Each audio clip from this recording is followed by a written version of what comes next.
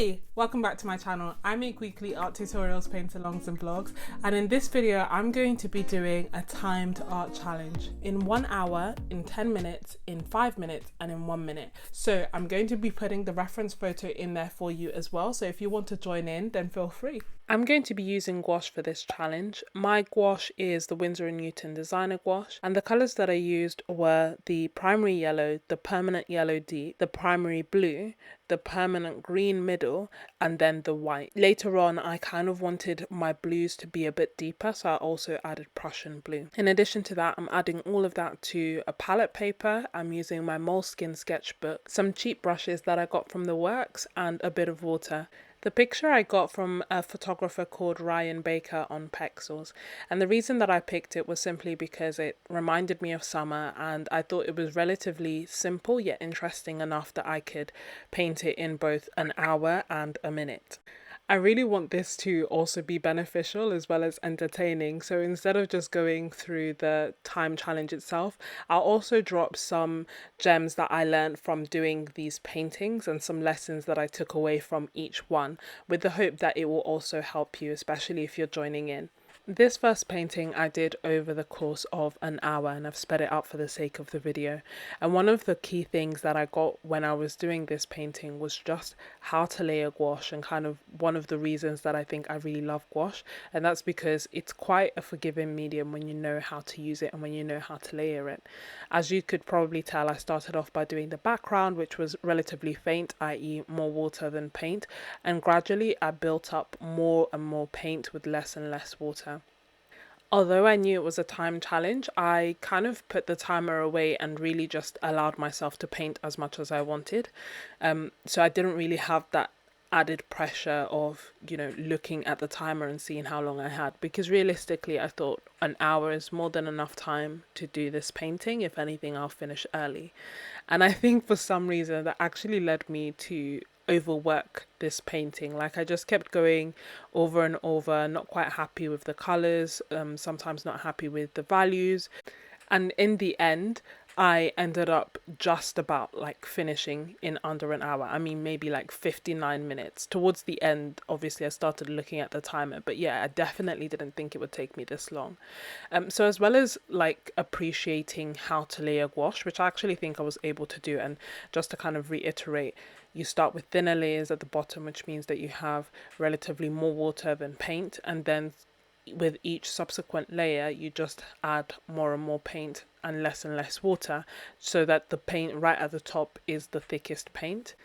In retrospect, I actually think that round about this point is where I should have stopped or just added finishing touches, but instead I just kept going. And I don't know which of the two I prefer out of the final version versus this version, but if you're enjoying this video, then don't forget to hit the like button, as it really does help out my channel. Thank you so much, and let's get back into the tips. Another thing that you have to do in order to make sure that you can layer successfully, you have to wait for each layer to dry. And I'm quite impatient, so I actually have a heat gun that I got for embossing that I sometimes used to just speed up the process of drying the layers as well.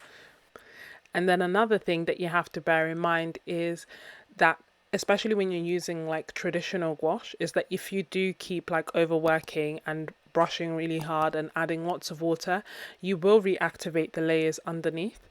So a way to avoid that is towards the end, just start making bigger, more decisive strokes rather than going over the same area over and over again. And sometimes using a bigger brush can help you with that. But essentially, yes, this piece definitely taught me how to be patient with gouache, but also how to layer it, because you can't paint in such a small area for so long without learning how to layer gouache. The next painting is the 10-minute one, and to be perfectly honest, I wasn't sure what it would look like, because obviously I'd underestimated how, I don't know, I guess challenging I thought I would find it, because I thought I'd finish way quicker than an hour and I didn't, so cutting that down to 10 minutes was quite a challenge. One of the things that I did appreciate is that I didn't get my colours as dark as I wanted them to be. So with this one, I actually added some Prussian blue with the hope that I could really make the dark shadows and the dark bits of the image really pop. And then because I wanted the background to kind of be out of focus, I decided to add some green to kind of get a, I guess, like a watercolor wet on wet effect, to just have the Prussian blue merge with the green. And obviously I knew I was going to layer on top of everything anyway, but still I was hoping that some of the, I guess, underpainting that I was doing would show through. And because I thought perhaps some of it would show through, that's why I didn't do it over the middle, because I really wanted the yellow to be quite bright and I didn't want to cool it down by adding blues and greens in the background. Despite not wanting to do that, I think in part that's exactly what I ended up doing. And I just ended up making the background of the lemon a bit of a, I don't know, very light green. And I think this was a question of the pressure getting to me, because I was like, oh my gosh, I only have 8 minutes left and I have so much to do. And yeah, so that was basically why I didn't wait for the layers to dry properly, which meant that I ended up mixing all the colors together. But I wasn't too mad at the effect at the moment. And also I knew, or I know that with gouache, I'm able to layer on top. So it's okay. I will proceed. This kind of challenge is good for a number of reasons. One, it will help me loosen up. And two, it's useful for those times where you kind of feel like, oh, I don't have enough time to do like a finished piece, or I don't have enough time to do art.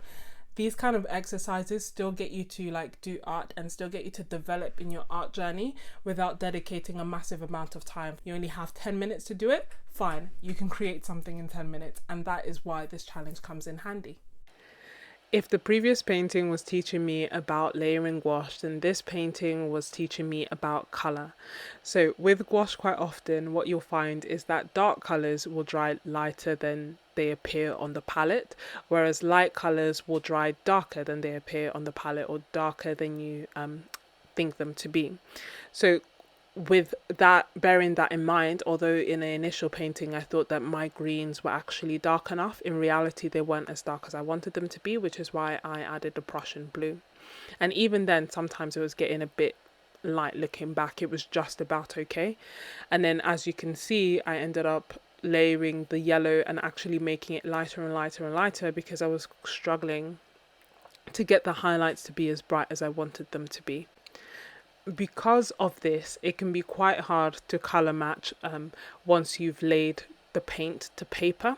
So for that reason, quite often it's good to mix just a little bit more than you think you'll need, and just keep it on a palette or a stay wet palette, or keep spritzing your paint with water to keep it moist so that you're able to add it. I, as you can probably see from my color mixing, just kind of start with one color and then continue to mix and mix and mix and mix, and my palette kind of evolves as I paint rather than keeping it separate. But in hindsight, I think it depends on what you're painting, obviously, but sometimes it can be easier to just like keep pockets of paint that you know that you'll want untouched, or at least in some part of the palette where you can pick it up again. Because if you do what I was doing in this instance, it can just be very difficult to know exactly how much of what color you added to get to the color that you have at the moment. And I think that was one of the, I guess, challenges or difficulties that I was having with this painting. And also for some reason, like, I was so focused on the time. So by this point, by the time that I saw I had like less than 2 minutes, the painting basically became a lot looser, because at that point I was like, I need to get at least the main parts of the painting down. I need to focus on the bigger shapes. I've got the colors that I want down to a certain extent, certainly enough to communicate what I want. Yet for some reason I felt really, really rushed, like it was nowhere near ready. And looking at it now, it's quite funny because I feel like it almost looks like it has more detail than the 1 hour painting. And as well as that, I think it also has like more motion. If I could change one thing or do something slightly different, I think that my paintings as a whole were a lot cooler than the original reference photo, and I think it's because I used like a lot of blues. But I think in future paintings that I do, not necessarily of this reference image but in general, I will try to like focus on the actual temperature of the piece that I'm creating. I think I essentially used cool colors and I got a cool painting, pun not intended. But yeah, those are basically the lessons that I got from this piece, focusing on color and how gouache color changes, making sure that I preserve some colors that I want. And another thing that is also worth mentioning is the palette that you're using. So if you're having your paint out like I was, then wetting your paint so that it stays active for longer. But also, if you watched my Jackson's haul, then you saw that I got a new Stay Wet palette, and that will allow me to basically have a better understanding of what colors I want to use, because they will all be in front of me and I'll be able to keep them safe, make sure that they don't dry out, and minimize wasting paint. So I'll link that palette down below.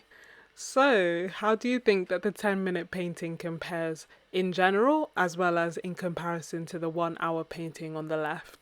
I'm not even going to lie, I had higher hopes for the 1 minute one.